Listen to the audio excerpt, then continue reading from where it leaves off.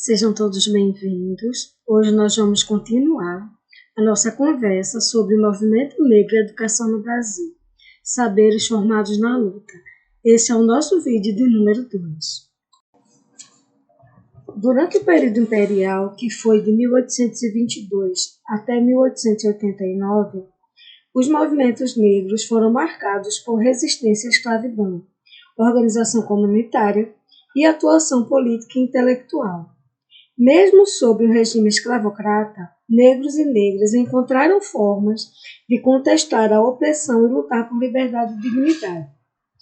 As principais formas de resistência e organização foram os quilombos urbanos e rurais, que além dos famosos quilombos rurais como o do Leblon, surgiram comunidades negras que cultivaram, comercializaram e resistiam às investidas militares, as sociedades e associações culturais, grupos como a Sociedade dos Desvalidos em Salvador e irmandades religiosas como a de Nossa Senhora do Rosário dos Pretos, promoviam apoio mútuo, educação e preservação cultural, além da continuidade das fugas e rebeliões, que eram estratégias para conquistar a liberdade individual.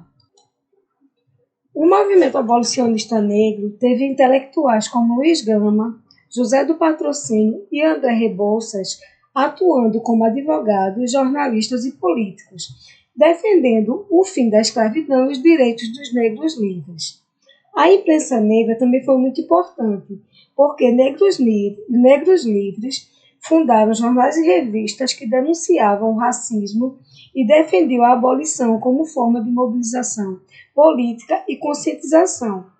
Havia também ações jurídicas e compra de alforrias. Muitos escravizados eles buscaram a liberdade por vias legais, provando o nascimento após leis como a do ventre livre de 1871, ou juntando recursos para comprar sua alforria.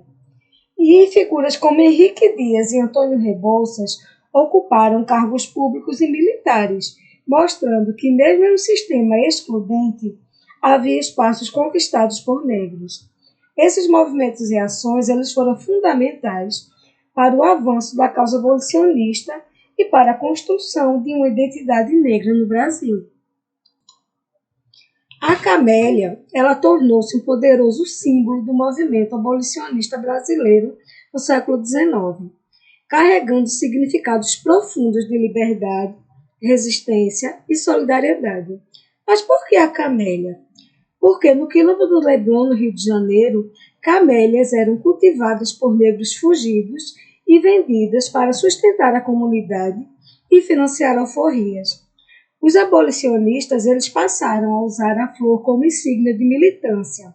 Homens a colocavam na lapela, mulheres no decote ou vestido. Plantar camélias nos jardins era uma forma de identificação secreta entre os simpatizantes da causa. A camélia representava a delicadeza e a dignidade dos negros, contrapondo a ideia de que escravizados eram apenas força bruta. Era usada como selo de reconhecimento entre ativistas que apoiavam fugas e ofereciam abrigo. A flor também foi associada à Confederação Abolicionista, criada em 1883, com sede no jornal Gazeta da Tarde. Após a abolição da escravidão em 1888, a população negra brasileira enfrentou exclusão social, falta de acesso à terra, educação e trabalho digno. Em resposta, surgiram diversos movimentos de contestação negra que lutaram por cidadania, direitos e reconhecimento. Entre esses movimentos, nós podemos destacar a imprensa negra, no início do século XX, que foi criada por intelectuais negros, denunciava o racismo e promovia a valorização da cultura afro-brasileira. A Frente Negra Brasileira, que foi de 1931 a 1937, sendo o primeiro movimento negro de abrangência nacional, lutava contra o racismo e pela inclusão social, com foco em educação e cultura. Foi dissolvida pelo Estado Novo. O Teatro Experimental do Negro, em 1944, fundado por Abdias do Nascimento, buscava combater o racismo nas artes e promover a identidade negra. O Movimento Negro Unificado, fundado em 1978, surgiu após o assassinato de um jovem negro pela polícia. O movimento denunciava a violência racial e o mito da democracia racial. Tornou-se referência nacional na luta antirracista. Os movimentos quilombolas, que surgiram nas décadas de 80 em diante, são organizações que reivindicam o reconhecimento e a titulação de terras de comunidades remanescentes de quilombos, com base no artigo 68 da Constituição de 1988.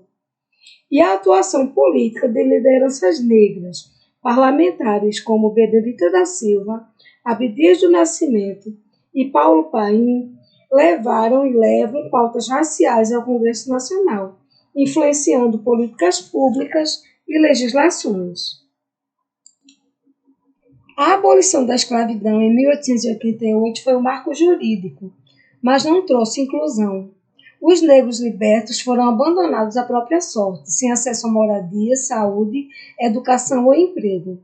A escravidão acabou, mas o racismo permaneceu como base da estrutura social. E a exclusão era evidente, a resistência também. Logo após a abolição, surgiram associações negras, grêmios literários e a imprensa negra, que se tornaram espaços de denúncia e valorização da cultura afro-brasileira. Mesmo diante da marginalização, o povo negro encontrou formas de existir e de resistir. A Frente Negra Brasileira se constituiu em uma associação de caráter político, recreativo e beneficente, que surgiu em São Paulo, promovendo a educação e o entretenimento a seus membros, além da criação de escolas e cursos de alfabetização de crianças, jovens e adultos. A Frente Negra Brasileira foi uma organização pioneira no movimento negro no Brasil. Seu objetivo era lutar pelos direitos civis da população negra, combater o racismo e promover o desenvolvimento moral, intelectual e social dessa comunidade. A Frente Negra Brasileira desempenhou um papel importante ao oferecer cursos educacionais, organizar debates políticos e culturais e publicar o jornal A Voz da Raça. Em 1936, transformou-se em um partido político, mas foi dissolvida em 1937, durante o Estado Novo. O Teatro Experimental do Negro tinha o propósito de trabalhar a valorização social do negro por meio da educação, da cultura, da arte. O TEM foi uma iniciativa revolucionária na história cultural do Brasil. Fundada em 1944 no Rio de Janeiro por Abdias do Nascimento, mais do que um grupo teatral, o TEM foi um movimento que buscava valorizar a cultura afro-brasileira e promover a inclusão social e racial por meio da arte e da educação. O TEM oferecia cursos de alfabetização, cultura geral e teatro para capacitar seus membros, que incluíam operários e empregadas domésticas. Sua primeira peça foi O Imperador Jones, de Eugênio O'Neill, apresentada no Teatro Municipal do Rio de Janeiro, em 1945. Além das produções teatrais, o TEM também publicava o jornal Quilombo e promovia eventos como a Semana do Negro. O jornal Quilombo, Vida, Problemas e Aspirações do Negro, foi uma publicação do Teatro Experimental do Negro, dirigido por Abdias do Nascimento, que contou com 10 números que circularam entre 1948 e 1950. Durante a ditadura militar, como a luta contra o regime ela foi constituída principalmente por organizações guerrilheiras brancas, ou seja, a classe média branca urbana, pouco se fala e se lembra que a participação dos negros foi muito importante. Muitos deram a vida pela democracia e, no entanto, poucos são lembrados. Durante a ditadura militar no Brasil, que foi de 1964 a 1985, os movimentos negros enfrentaram forte repressão, mas também se reorganizaram e se tornaram fundamentais na luta por direitos civis, igualdade racial e democracia. O regime militar promovia o mito da democracia racial, negando a existência do racismo no país. Os movimentos negros eles foram espionados, infiltrados e perseguidos por órgãos como o SNI e o DOPS. E militantes negros foram presos, torturados e até mortos, como Oswaldão, Carlos Marighella e Helenira Rezende. Em 1968, ano do endurecimento do regime, Abdias Nascimento, o principal agente mobilizador da luta antirracista no Estado Novo, foi para os Estados Unidos, de onde passou a denunciar para o mundo a situação de desigualdade e de racismo que ocorria no Brasil. Durante o regime, as principais formas de resistência foram a resistência cultural, através da valorização da identidade negra por meio de blocos afro, bailes black e expressões artísticas como o Teatro Experimental do Negro, a articulação política de grupos como o Movimento Negro Unificado, fundado em 1978, que denunciava o racismo institucional e exigia direitos, e figuras como Abdias do Nascimento e Lélia Gonzalez, que produziram críticas ao racismo e à exclusão social.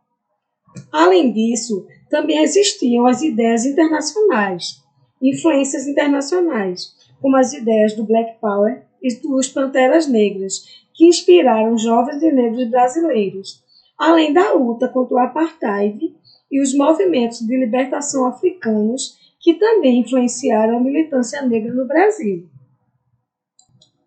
Apesar da repressão, os movimentos negros da ditadura foram essenciais para a redemocratização e para a criação de políticas públicas voltadas à igualdade racial no período da pós-ditadura. Durante o processo de redemocratização do Brasil, iniciado na década de 1980, o movimento negro desempenhou um papel crucial na luta por igualdade racial e inclusão social. Com a abertura política, organizações como o Movimento Negro Unificado ganharam forças, denunciando o racismo estrutural e reivindicando políticas públicas voltadas para a população negra. Nesse período, o movimento negro conseguiu inserir pautas importantes na agenda política, como a implementação de cotas raciais em universidades e no mercado de trabalho, além de ações afirmativas para combater as desigualdades históricas. A Constituição de 1988 foi um marco, reconhecendo a pluralidade étnica e cultural do Brasil e garantindo direitos às comunidades quilombolas. O movimento negro feminino, ele constitui uma das forças sociais mais relevantes na luta por justiça e equidade no Brasil. Atuando na intersecção entre raça, gênero e classe, mulheres negras organizam-se para combater múltiplas formas de opressão que historicamente têm silenciado suas vozes e limitado seus direitos. Esse movimento surge da necessidade de enfrentar tanto o racismo estrutural quanto o sexismo, muitas vezes ignorado pelo feminismo hegemônico branco e subestimado pelos movimentos negros predominantemente masculinos. Desde os anos de 1970 e 1980, o movimento de mulheres negras, o MMN, tem denunciado a marginalização das mulheres negras e reivindicado políticas públicas voltadas às suas especificidades. As pautas incluem o combate à violência doméstica, sexual e obstétrica, o direito à saúde e educação de qualidade, a valorização da estética negra como símbolo de resistência e a garantia de participação política. Por meio dessas ações, o movimento promove uma reconfiguração das narrativas sociais, confrontando estereótipos e reafirmando o protagonismo feminino negro na construção de uma sociedade mais justa. A produção intelectual e política das mulheres negras também tem sido determinante. Pensadoras como Lélia Gonzalez, Sueli Carneiro e Djamila Ribeiro têm contribuído para o fortalecimento da teoria interseccional, originalmente desenvolvida pela jurista Kimberly Crenshaw, que evidencia como as opressões se entrelaçam e criam experiências únicas para as mulheres. Essa abordagem teórica permite que o movimento negro feminino articule demandas específicas, promovendo ações que dialogam com diferentes esferas da sociedade. Nós vamos agora conhecer o conceito de interseccionalidade. A interseccionalidade é um conceito central no feminismo negro, que busca compreender como diferentes formas de opressão, como racismo, sexismo e classismo, se entrelaçam e afetam as experiências das mulheres negras. O termo foi popularizado pela jurista Kimberly Crenshaw nos anos de 1980, mas suas raízes estão profundamente conectadas às lutas históricas das mulheres negras contra múltiplas formas de discriminação. O feminismo negro destaca que as mulheres negras enfrentam desafios únicos devido à intersecção de sua identidade racial e de gênero.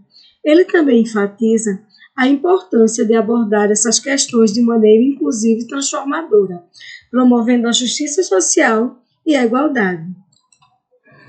Eventos como o Julho das Pretas e a Marcha das Mulheres Negras reforçam a capacidade de mobilização do movimento, evidenciando a potência de sua atuação coletiva. Além disso, a presença de mulheres negras no cenário político brasileiro marca simbolicamente o avanço da representatividade negra feminina, mesmo diante da violência e do conservadorismo. Assim, o movimento negro feminino é essencial para a transformação das estruturas sociais brasileiras. Suas lutas e conquistas revelam a urgência de políticas interseccionais que reconheçam as múltiplas camadas de desigualdade e promovam a equidade real. A resistência das mulheres negras não apenas inspira, como também aponta caminhos concretos para a construção de um país mais democrático, inclusivo e plural. E nós concluímos essa nossa conversa desse segundo vídeo com uma frase de Lélia Gonzalez. Lélia Gonzalez diz o seguinte: a gente não nasce negro, a gente se torna negro. É uma conquista dura, cruel e que se desenvolve pela vida da gente afora. Até lá!